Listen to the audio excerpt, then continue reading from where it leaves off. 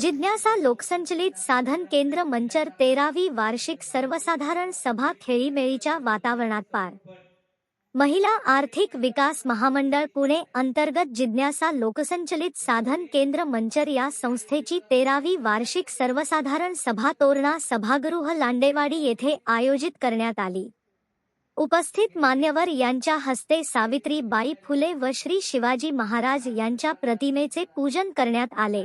यावेळी सिद्धाराम माशाळे विभागीय व्यवसाय विकास सल्लागार पुणे विभाग, अशोक चव्हाण जिल्हा समन्वय अधिकारी, सतीश भरती सहाय्यक जिल्हा समन्वय अधिकारी, प्रशांत साठे व्यवस्थापक कृषी विभाग चाकण, गजेंद्र घाडगे व्यवस्थापक, बाळासाहेब कुरकुटे नारायणगाव, धोंडीभाऊ पाबळे तंत्रज्ञान व्यवस्थापक, शांताबाई येवले सामाजिक कार्यकर्त्या, संचिता अभंग विस्तार अधिकारी शिक्षण विभाग घोडेगाव, स्वप्नाली खामकर, मेघा गाडे. उपस्थित मान्यवर यांनी महिलांना बहुमोल मार्गदर्शन केले. यावेळी संस्थेच्या सचिव सविता गाडे यांनी संस्थेच्या आर्थिक वर्ष 25-26 या आर्थिक वर्षातील खर्च आणि उत्पन्न याचे महिलांसमोर वाचन केले. अडचणीवरती सोल्युशन काढण्यासाठी आपण प्रत्येक गावात मावी मित्र मंडळ तयार केलेले आहे. तर त्या मावी मित्र मंडळाच्या माध्यमातून महिलांच्या सामाजिक ज्या काही समस्या असतील तर त्यासाठी हे मावी मित्र मंडळ खूप छान काम करतं. तर त्या मावी मित्र मंडळाच्या वतीने पण आपण गावामध्ये आपलं काम सुरू आहे. त्याचबरोबर आपण गेल्या वर्षी म्हणजे पोलीस चौकी किंवा ग्रामपंचायत यांच्या ज्या महिलांसाठी काही स्कीम आहे, काही कायदे आहेत, त्याविषयीचं पण आपण माहिती देण्यासाठीचा कार्यक्रम आपण घेतले होते. ह्याच्यामध्ये ज्यावेळेस महिलांच्या काही किंवा मुलींच्या काही समस्या असतात तर मग त्या कशा सोडवल्या पाहिजे, त्या आपण संयुक्तपणे त्यांची ट्रेनिंग घेऊन गावामध्ये त्या महिलांना आपण ते सगळं माहिती देत असतो. अशा पद्धतीचं आपल्या संस्थेचं कामकाज चालतं. त्याचबरोबर आपल्याकडे जे सब प्रोजेक्ट चालू आहे, तर सुरुवातीला आपल्याकडे आदिवासी महिलांसाठीचा वंदन विकास योजना ही चालू होती. त्याच्या माध्यमातून आपण महिलांना 30 प्रकारचे जे वन उपज आहेत, मग त्याच्यामध्ये हिरडा असेल, बेरडा असेल, जांभूळ, करवंद, ह्या सगळ्या वन उपजावरती आपण प्रक्रिया करून काय प्रोडक्शन करू शकतो आणि ते बाजारपेठेत चांगल्या पद्धतीत कसं विकू शकतो याविषयीचं पण आपण त्यांना प्रशिक्षण दिलं आणि त्यांना आदिवासी विभागामार्फत 10 लाखाचा आपण त्या ठिकाणी प्रोजेक्ट मंजूर करून दिलेला आहे. त्याचबरोबर आपल्या महिलांची एक महिला संकलन केंद्र म्हणजे भाजीपाला आणि फळ संकलन केंद्र या नावाने आपल्या महिलांची FPC आहे. त्यामध्ये आपण 500 महिलांचे शेअर जमा केलेले आहेत आणि आपल्या ज्या महिलांचा जो भाजीपाला आपण पिकणार आहे तो एकत्रित करून आपण वेगवेगळ्या कंपन्यांना तो पाठवू शकतो. आताच आपण जून महिन्यामध्ये दुबईला आपला कांदा FPCच्या मार्फत आपण तो एक्सपोर्ट केलेला आहे. त्याचबरोबर आपण यावर्षी बटाटा सब प्रोजेक्ट सुरू केलेला आहे. या सब प्रोजेक्ट मध्ये आपण आता 21 लाभार्थी आणि 43 एकर क्षेत्र ह्याच्यामध्ये आपण कव्हर करतोय. तर या सगळे प्रोजेक्ट आपण महिलांसाठी राबवत असतो. त्यानंतर ज्या गावाकडच्या ज्या महिला आहेत तर या महिलांसाठी आपण कुक्कुटपालन पण एक सब प्रोजेक्ट आपला चालू आहे. त्याच्यामध्ये पण आपण महिलांना देशी गावठी जे पक्षी म्हणतो आपण लसीकरण केलेले आणि चांगल्या क्वालिटीचे घरपोच महिलांना ती सुविधा आपण उपलब्ध करतोय. आतापर्यंत आपण तालुक्यात 8,500 पक्षी वाटप केलेले आहेत. तर अशा पद्धतीने आपलं काम चालतं संस्थेचं. त्याचबरोबर अजून नवीन उपक्रम जे आहेत ते आपण या ठिकाणी ह्या वर्ष आर्थिक वर्षात करणार आहोत. त्यामध्ये शेळीपालन असेल, मका लागवड असेल, त्यानंतर मसाले उत्पादन असेल, ह्याच्यावरती पण आपण प्रक्रिया उद्योग वगैरे असे सुरू करणार आहे. त्यानंतर गेल्या वर्षभरामध्ये आपण भारतीय उद्योजकता संस्था EDI या संस्थेच्या माध्यमातून तालुक्यातल्या 150 महिलांना 16 प्रकारचे मसाले शिकवण्याचं, त्यानंतर प्रेमिक्स, केक हे सगळं बनवण्याचं ट्रेनिंग आपण संस्थेच्या माध्यमातून उपलब्ध करून दिलेले आहे. त्याचबरोबर डिहायड्रेशनचं औषधी बुद्रुकमध्ये आपण एक ट्रेनिंग घेतलं होतं. त्याच्यामध्ये सर्व प्रकारच्या भाज्या, कडधान्य, फळं ही सुकवून त्या कशी यूज करता येतील तर त्यावरती पण आपण ट्रेनिंग घेतलं होतं. त्यानंतर मंचरमध्ये आपण डिझायनिंगच्या मेणबत्त्या आणि ज्यूट बॅग, आज आपण या कार्यक्रमासाठी ज्या ज्यूट बॅग आपण दिलेल्या आहेत ह्या महिलांनी आपला तयार केलेल्या आहेत. तर मला सांगायला आनंद वाटतोय की ह्या ट्रेनिंगच्या माध्यमातून महिलांनी स्वतःच्या कलेला कुठेतरी वाव देऊन ह्या सगळ्या ह्याच्यातून सुरुवात केलेली आहे. तर मेणबत्ती आणि ज्यूट बॅगचं ट्रेनिंग पण त्या ठिकाणी मंचर सारख्या महिलांसाठी या ठिकाणी संस्थेने उपलब्ध करून दिलेलं आहे. तर या आजच्या कार्यक्रमासाठी सर्वजण उपस्थित झालात आणि आजच्या या आव्हानाच्या पुढच्या टप्प्यात मी आमच्या संस्थेच्या सौ ऋतुजाताई ढोबळे तेजस्विनी मागचा जो प्रोजेक्ट होता तो कोणता होता आपला तेजस्विनी पहिली फेज। या प्रोजेक्ट मध्ये संस्थाबांनी हा घटक होता, त्यांना बळकट करणं घटक होता ज्या संस्थेमध्ये आहे, म्हणजे गट ही संस्था आहे, ग्रामसंघ ही संस्था आहे आणि सीएमआरसी ही संस्था आहे। यांना घडवणं, त्यांच्या क्षमता विकसित करणं हा उद्देश होता। त्यानंतर बँकेचं लिंकेज करून देणं हा उद्देश होता। तुम्हाला छोटे मोठे उद्योग व्यवसाय उभा करून देणं म्हणून आता एमएलपी मॅडमने वाचलं, एमएलपी आम्ही तयार केले नाही नाहीच एमएलपी केलेच नाहीत, पण तुमच्या ह्याच्यामध्ये आहे एमएलपी असतील, पण एमएलपी काय आहे कशासाठी आम्ही केलेलं आहे? समविचारी लोकांचा गट आम्ही तयार केला, म्हणजे 10 महिला कोंबड्या सांभाळतात त्यांना एकत्र केलं आणि एकत्र करून त्यांना एक प्रकारच्या जातीच्या कोंबड्या, एक उदाहरण म्हणून सांगतो मी, ते कुठल्या पण गोष्ट असू शकते एमएलपी मध्ये, दूध व्यवसाय करणाऱ्या पण महिला असू शकतात, फक्त त्यांचा समविचार आणि त्यांना मिळणाऱ्या सेवा एकसारख्या असतात, अशाचे आपण एमएलपी केली। आता एमएलपी हा छोटा मोठा व्यवसाय होता, त्याला मोठ्या व्यवसायाकडे जायचे, प्रत्येक महिलेला वर्षाला 1 लाख रुपये उत्पन्न आहे, त्या उत्पन्नात वाढ झाली पाहिजे, हा उद्देश घेऊन हा नवतेजस्विनी प्रकल्प। बघा मी काय म्हणतोय, नवतेजस्विनी महाराष्ट्र ग्रामीण महिला उद्योग विकास प्रकल्प। आणि उद्योग म्हणजे काय?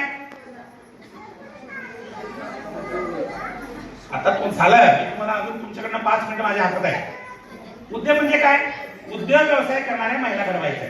आता उद्योग व्यवसाय घडवायचे म्हणजे कसं काय? म्हणजे तुम्ही उद्योग केला आणि तुम्ही लगे उभा लागता असं होतंय का? नाही। तर तुमच्या कुटुंबाचा मूळ व्यवसाय काय? 5 मिनिटं बसत आहे, 5 मिनिटं अजून माझ्या हातात आहे टाइम, ऐकून घ्या।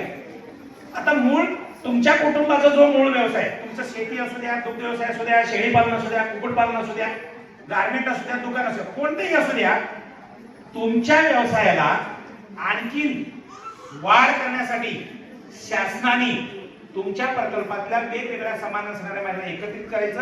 आता त्यांनी मगापासून सांगितलं एक बटाटा प्रकल्प आम्ही मागील रांजणी गावचं जवळजवळ 40 शेतकऱ्यांवर 50 शेतकऱ्यांवर आता काम करतो। ते पूर्वीपासून बटाटा लावतात की नाही? 100% लावतात। मग आमचं काम काय आहे? शेतकऱ्यांचा प्रश्न काय होता? आम्हाला बिया, इथं आता सर उपस्थित आहेत, जे बटाटा आम्हाला मिळतो बिया म्हणून ते बियाच असतं याची गॅरंटी नाही। सर तुमच्याकडून कसं काय होऊ शकतं का? आपण एक मीटिंग घेतला, एका कंपनी बरोबर करार केला की हे बिया म्हणूनच आहे, थर्ड जनरेशनची सीड म्हणून, तिथं सर बसले कृषी विभागाची तुमची विस्तार, की त्यांच्याबरोबर आपण ऍग्रीमेंट केला आणि तेच बिया आपण टेंडर काढून त्यांना सप्लाय करायचं। त्याच्यात बियामध्ये जर काय खोट झालं तर डायरेक्ट कंपनीवर केसेस दाखल होऊ शकतात। आता तुम्ही एकटेच जाऊन जर बिया खरेदी केलं तर तुमचं कोणी ऐकत नाही, हा नंबर 1। दुसरी गोष्ट, लावण्यापासून आता तुम्ही हाताने लावताय, काही जण ट्रॅक्टर लावतात, आम्ही महामंडळ म्हणून त्या ठिकाणी काय इंटरव्हेन्शन केला? Automatic planter. प्लांटर म्हणजे काय? ऑटोमॅटिक, तो ठराविक अंतरावर आपोआप सरी पण पाडतंय आणि लावतंय। म्हणजे सांगायचा उद्देश काय? तुम्ही एकदा नांगरणी मारा, सरी पाडा, परत हाताने लावा, इथं काही नाही, डायरेक्ट असे यंत्र शास्त्र म्हणजे वेगवेगळ्या राज्यामध्ये, उत्तर प्रदेश, बिहारकडं आपण ते यंत्र इकडे मागवले, त्याची किंमत 6.5 लाख रुपये। तुम्ही ती भरू शकता का? 100% आपण शासनाकडे उपलब्ध करू, म्हणजे सर्व इझिली। म्हणजे ह्याच्यातनं काय झालं, बचत गटातनं महिला बटाटा उत्पादन मध्ये त्यांचा इंटरेस्ट वाढला। आता आम्ही दुसरं त्याच्यामध्ये चॅलेंज काय केलंय, सगळं औषध पण आपण एक ॲग्रोनॉमिस्ट घेतलंय, लावण्यापासून काढण्यापर्यंत कोणकोणते औषध लागतात, कसं लागतात, ते सगळे तपासणी यंत्र आपण एक ॲग्रोनॉमिस्ट ठेवलेलं आहे तिकडे, आणि तो तेवढंच औषध मारायचं। काढल्यानंतर ना तो बियाणं तुमच्या नावानं क्रेडिट होईल, म्हणजे सॉरी बटाटा क्रेडिट होईल म्हणजे काय होईल? आता बटाटा काढणे कोणाचं नाव, मार्केट यायला गेलं तर बिल कोणाच्या नावाने निघतंय? आता इथं 100% महिलांच्या नावानं जाईल। तुम्ही फरक जाणून घ्या, म्हणजे पैसा तुमच्या घरातच जाणार आहे, पण तो कोणाच्या नावाने येणार आहे? मग माझ्या नावानं पैसा आला तर तुमची मनोधैर्य वाढेल की कमी होईल? हे अशा पद्धतीनं वेगवेगळे तुमच्या कुटुंबात उत्पन्न वाढण्यासाठी तुम्ही कोणतंही सांगा, मग तो फक्त बटाटाच नाही, इकडे भात लावणीचा असू द्या, तुम्हाला एखादा राईस मिल टाकायचा आहे, किंवा तुम्हाला इकडे दुग्ध व्यवसाय करायचे आहे, एखादा चिली प्लॅन्ट टाकायचा आहे, एखादा कलेक्शन सेंटर करायचं, गाई म्हशी खरेदीपासून आम्ही सगळे सहकार्य तुम्हाला करू शकतो। फक्त गरज आहे की तुमची इच्छा शक्तीचं. तर आम्ही याच्यासाठी तुम्हाला खास करून बोलवतोय. तर तुम्ही मग तो गार्मेंट असू दे इकडे एखादा दुधाचा वरचा प्रक्रिया करायचं युनिट असू द्या, त्याला लागणारे मशीनची यंत्रणा शासन तुम्हाला 100% उपलब्ध करून देत आहे. फक्त गाई म्हशी मात्र खरेदी केलेली तुम्हाला स्वतःला, मग त्याच्यासाठी तुम्हाला शेड अशी व्यवस्था असेल, खाद्याची व्यवस्था असेल, चारा व्यवस्था तुम्ही कसं करावा, ही सगळं यंत्रणा त्याच्यामध्ये इन्क्लुडिंग करता येतं. असं कोणतेही उपक्रम तुम्ही जर घेतला हाती, असे आपल्याकडे आता 2-3 प्रकल्प सुरू आहेत. एक बटाटावरती घेतलेले, आणखी आम्ही डेअरी म्हणून विचार करतोय, जनावरांच्या खाद्यासाठी विचार करतोय. तर अशा प्रकल्पामध्ये तुम्ही सगळ्यांनी सहभाग व्हा आणि तुमच्या कुटुंबाचा अतिरिक्त 1 लाखापेक्षा जास्त उत्पन्न कमवा, अशी एक अपेक्षा तुमच्याकडून व्यक्त करतोय आणि तुम्हाला खूप खूप शुभेच्छा देतोय. तुम्ही मुळात तुमच्या कुटुंबाच्या निर्णय प्रक्रिया येण्यासाठी तुमच्या नावानं जर असे क्रिएट तयार झाले, उत्पन्नाचे साधन तुमच्या जवळ आले, मग तुमच्या जवळ पैसा आल्यानंतर नवऱ्याने विचारते पैसे काढून दे, तुम्ही लगेच प्रश्न विचारता कशासाठी, ऑटोमॅटिकली तुम्ही निर्णय प्रक्रिया, ही कशी सिस्टम आहे. मग शासनाच्या अशा योजनेमधून तुमचं सगळ्यांचं सक्षमीकरण करून घ्या, कुटुंबाचं उत्पन्न वाढवून घ्या, अशी अपेक्षा व्यक्त करतोय. वेळ कमी आहे मला माहिती आहे, परत एकदा तुम्हाला खूप खूप शुभेच्छा देतोय. आता तुम्ही तुमच्या गावात फक्त मीटिंगच्या वेळेला एकत्रित या, आपण नक्कीच त्या प्रकल्पाची अंमलबजावणी चांगल्या पद्धतीने करूया, अशी अपेक्षा व्यक्त करतोय. तुम्हाला परत एकदा खूप खूप. ही परसबाग ही आपल्या घराच्या जवळ आपण एक आपल्याला भाजीपाला कसा आपल्याला घरच्या घरी चांगल्या पद्धतीचं उत्पन्न करता येईल याच्यासाठी आम्ही तुम्हाला परसबागाची बियाणं या वर्षी 500 महिन्याला दिलेलं आहे. मागच्या वर्षी सुद्धा 500 महिन्याला दिलेलं आहे.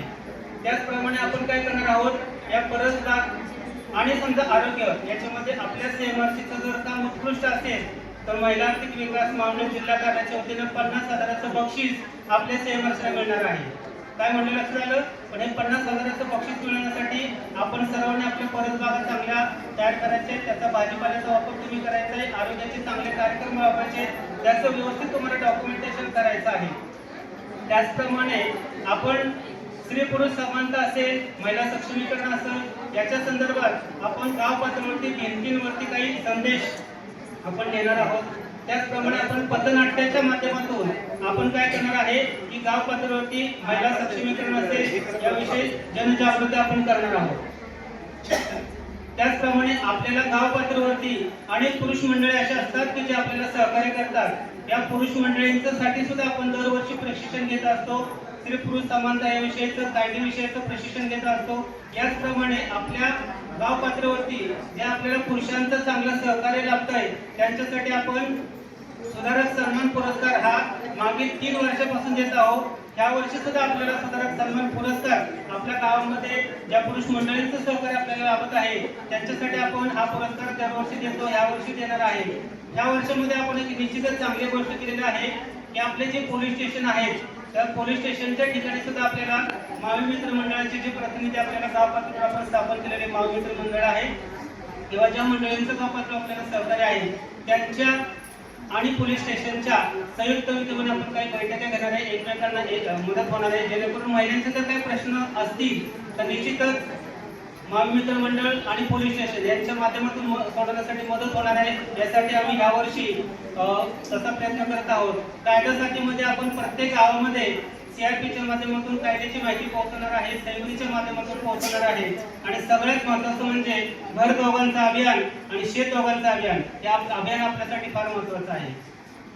महाराष्ट्र शासनाने जवळपास 30 वर्षापूर्वी 20 वर्षापूर्वी परिपत्रक काढून ज्या कुटुंबामध्ये पुरुषांचं नाव 7-12च्या उतार्याला असेल, घराच्या उतार्याला असेल तर त्या उतार्यामध्ये महिलेचं नाव सहहिस्सेदार म्हणून लागलं जातं. याच्यासाठी आपल्या शासनाने परिपत्रक काढलेलं आहे आणि या परिपत्रकाचा निश्चितच अनेक महिलांना फायदा झाला आहे, परंतु अजूनही अनेक महिलांना हे माहीत नाही.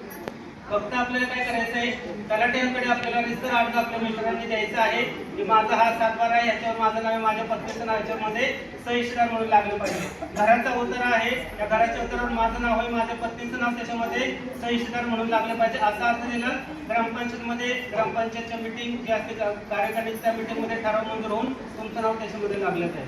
भविष्यामध्ये येणारे घरपट्टी असेल किंवा समजा आपल्याला तलाठ्यांच्याकडे येणारा जो आकार असेल तर त्याच्यामध्ये सुद्धा तुमचं दोघांचंही नाव लागलं जाईल. असं आपण ह्या वर्षी निश्चितच चांगला बदल केलेला आहे. त्याचप्रमाणे आपली जी कार्यकारिणी आहे त्या कार्यकारिणीमध्ये प्रत्येक गावातून आपण एक प्रतिनिधी नेमतो आहे.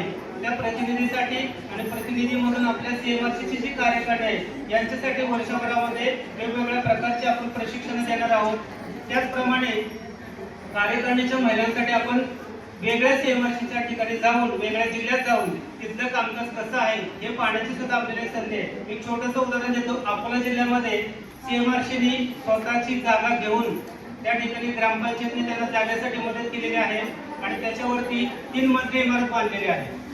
म्हणजे या ठिकाणी स्वतंत्र आपल्या सीएमआरसीचं कार्यालय झालेलं आहे. आता याच पद्धतीने आपल्या जिज्ञासा लोकसंचलित साधन केंद्राचं सुद्धा भविष्यामध्ये स्वतःचं कार्यालय असेल ही अपेक्षा व्यक्त करतो आणि मी माझं थोडंसं लांबलेलं मार्गदर्शन पूर्ण करतो. धन्यवाद.